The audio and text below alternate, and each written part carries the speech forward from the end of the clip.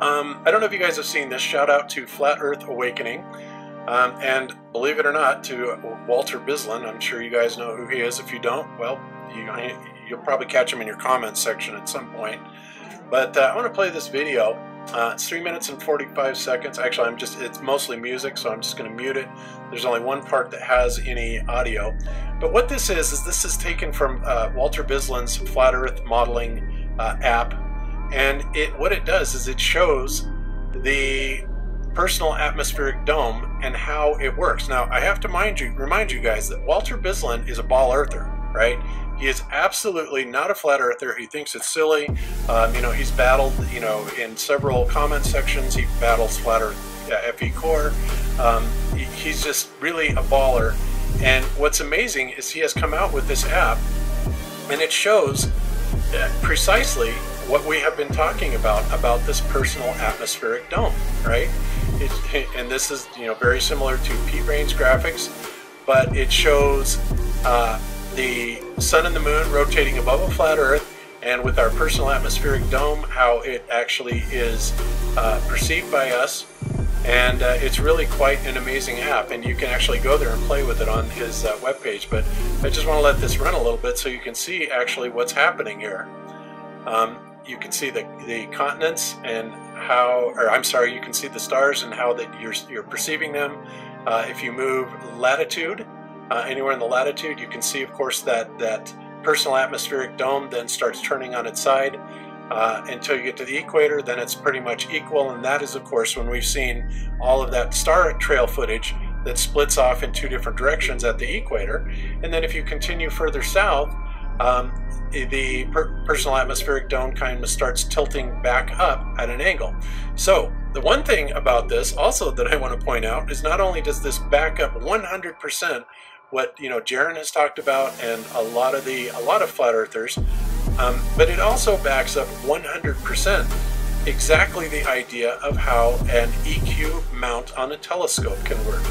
Just like we said before, when you are dealing with optics and we have a personal atmospheric dome, and it doesn't matter if we're looking at it with our eyes or a camera is looking at it, if you set up a telescope and calibrate it to either the South Pole, South Celestial Point, which is not a star, or North Pole or Polaris, calibrate it, and then you follow any of these grid lines around, it follows and tracks absolutely perfectly on a flat Earth.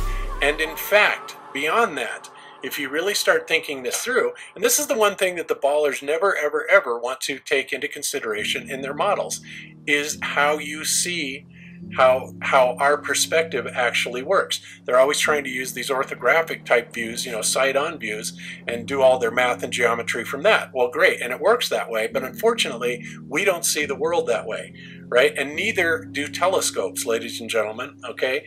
So what this not only proves is that the telescopes, the EQ mount telescopes can work and do work on a flat Earth, but if you think about it, if that same personal atmospheric dome is then applied to a ball Earth, then the EQ telescope will not work at all. Okay, think about that for a while, guys, because you've got basically a double whammy there. You're going down the latitude of the globe, which is what they say the scope is tracking. However, at that point, they are assuming absolutely no personal atmospheric dome, and if you were to factor that in, it wouldn't work at all, plain and simple. So, at this point, I think I'm almost obligated to ask the ballers to prove to us, using atmospheric and our perspective in a personal atmospheric dome, how an EQ mount telescope could possibly work on a globe. I don't think it can. What do you guys think? Well, no, I've come to the conclusion a while back that any curvature, whether it's of the Earth or, the alleged celestial sphere, the curvature of space, as it were, all of that is because of lensing, refraction through the atmosphere, and yes, our personal atmospheric dome. And, I think the best analogy that I've come up with is, picture you've got like I say, a basketball court with upturned glasses of water, filled with water, every square foot. And if you could observe from within those little glasses of water, say there's a light going straight across the basketball field, from depending on which glass that you're in, and each one of these glasses would represent your personal atmospheric dome. You're going to get a different instance of that sunrise or whatever, of that light passing over.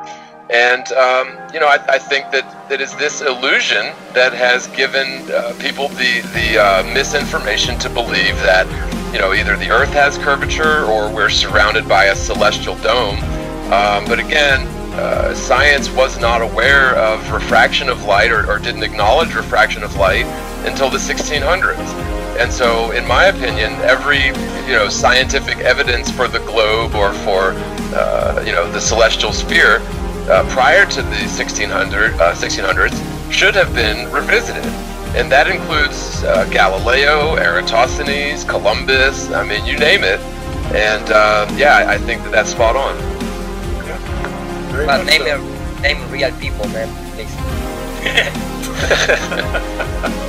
Okay, so there you have it. Jaron has talked about this many times, and this is exactly, when certain people tried to debunk the the ITRH app.